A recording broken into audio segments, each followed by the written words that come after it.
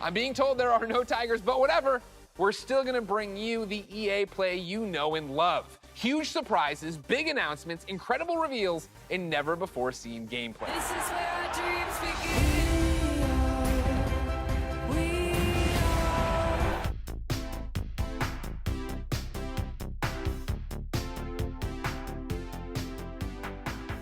EA Play Live 2020 was equal parts not live and not exciting.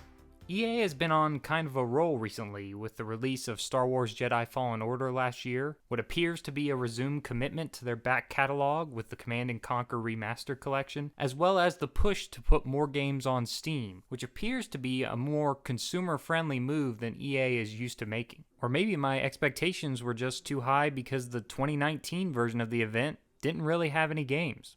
6 titles were shown off with long interview segments, but 3 of those had already released, 2 were FIFA and Madden, and 1 was Star Wars Jedi Fallen Order, which came out last year. So you think EA would already have some games cooking in the background that they were holding for this press conference, and that those games have been cooking long enough to at least see a cinematic trailer or possibly some gameplay.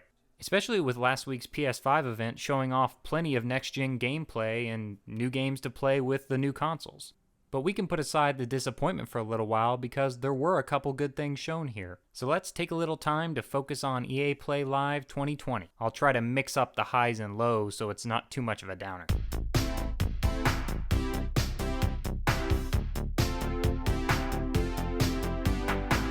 One of the good things out of the event was EA's push to put crossplay across their lineup. Apex Legends will add the highly requested feature this fall along with new Steam and Nintendo Switch versions. 6 other games were released on Steam during the event, and EA announced that 7 titles are coming to the Nintendo Switch within the next 12 months. It was also announced that the Lost Treasures Collection event is coming to the game on June 23rd, with respawn beacons removed from the map and mobile versions placed in each player's inventory. Star Wars Squadrons will have crossplay on launch, and it'll even work in VR. We got a Rockstar-esque gameplay overview during the event to go along with the trailer that came out on Monday. The game is still looking really good and has a single-player campaign where you can create your own Empire and New Republic character and swap between them while you play through the story. Unfortunately, it doesn't sound like we're going to get crossplay for the EA Sports titles, as EA probably doesn't want to combine all the Ultimate Team markets into one. There's also no news on if or when we could see cross-buy coming to these games. For something like Apex Legends, this is really important, because if you want to play on your Switch and your console, or Switch and your PC, you can't do that. You have to pick one or lose all your progress when you switch between the two.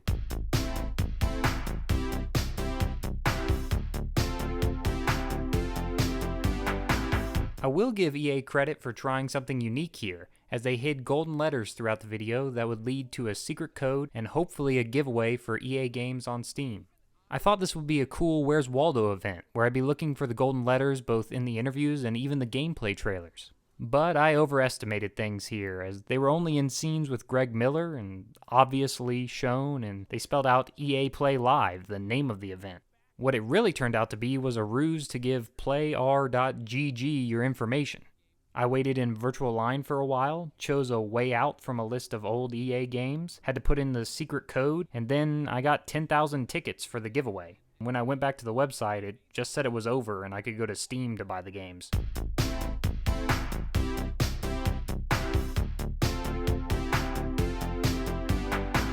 Other than Skate 4 coming in the far, far future, the EA originals are really the best thing that EA has cooking. 3 originals were announced during the event, starting with It Takes Two from Joseph Fares, known hater of all things Oscars. The Oscars, you know? The Oscars! The game is a co-op platformer where the mechanics are meant to match the emotions of the characters in the story. Fares is definitely an interesting character, but he has a really solid background in co-op games, so I expect a lot here. Zoink Games showed off Lost in Random, an adventure game with an awesome Nightmare Before Christmas, Tim Burton-esque style. You travel along with your dice companion Dicey, in a world where everything is determined by the roll of a dice. Just looking at these guys, I feel like they're going to do a great job with a game like this. Welcome to Random. While these 2 games won't be coming until at least 2021, we did get to see something coming on July 14th.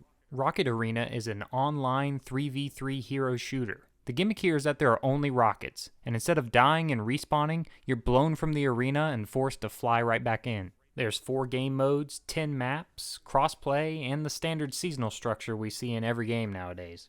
All your favorite heroes are here: Fish Person, Fat Pirate, Jungle Warrior, Guy Next Door, Ice Princess, Mysterious Lady, Junk Kid, Vehicle Woman, Old Man with a Mustache, and a human dinosaur version of Banjo-Kazooie. You also have your Overwatch-style, uncharacteristically dark backgrounds with coups and rocket bot uprisings. Surprisingly, the game is not embracing the free-to-play model, instead retailing at $30 for the standard edition. But in a unique move, the game will be included with EA and Origin access on launch.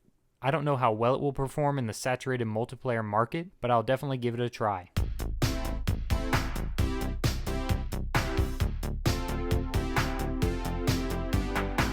This is the least amount of information we've received on Madden and FIFA from a June EA press conference ever.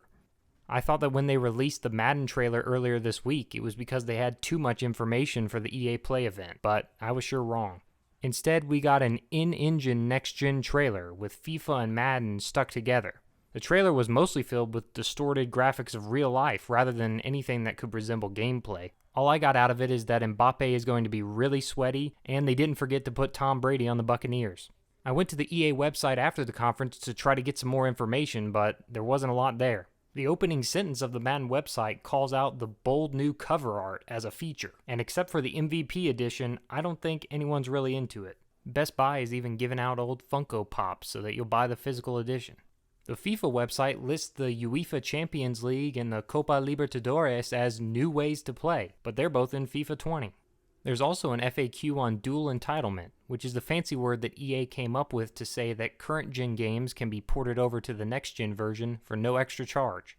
They also use the word entitle in a way I've never seen before, as they say you can entitle your PS4 copy to PS5. I guess I was expecting something more like cross-buy or smart delivery. Dual-Entitlement sounds like I'm having a legal dispute with my neighbor over a 1-foot-wide stretch of land between our 2 yards.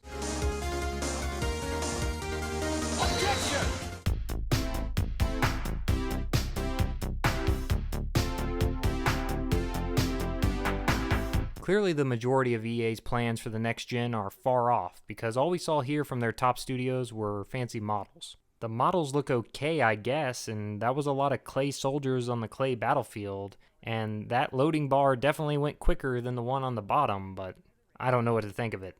We did get the Skate 4 announcement, but that was even more far off because they didn't even have a fancy model.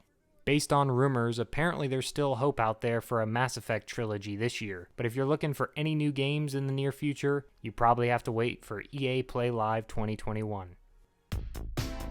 Thanks for taking your time to watch this video from Focus on Games. If you're interested in more videos like this, stay tuned to the channel by hitting the subscribe button below.